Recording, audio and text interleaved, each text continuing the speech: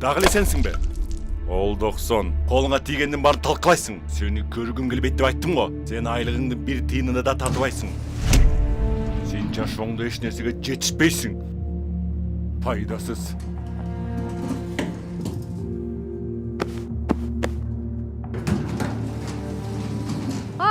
Салам, көрүнбөй кеттиң го. Ошол эле бойдонсуң го? Жүдөмүш.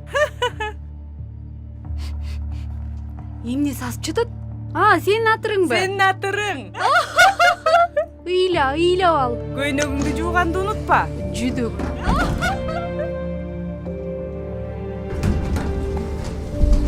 Сен мен эмне аңдып жүрөсүңбү? Эмнеге ажырашканыбызды дагы деле түшүнө элексиңби? Мен сага 100 жолу айткам, сени сүйгөндө эмесмин, сүйбөйм дагы.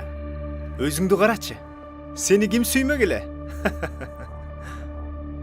Көрсөң, кыжырым келет.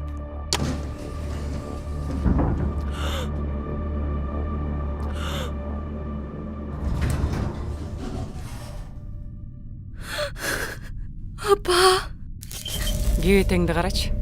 Ушинтип жүдөп каларыңды эбак эле билгем. Суранам антпечи. Бүтпөгөн бир көйгөй болдуң. Суранам токтотчу. Сен бир пайдасыз байкушсуң. Мен мындайга чыдай албайм. Чекеге чыккан чыйкан болдуң. Ошондо эле бойдон алдырып салсам жакшы болмок. Жетишет. Сүйлөбөгүлөчү.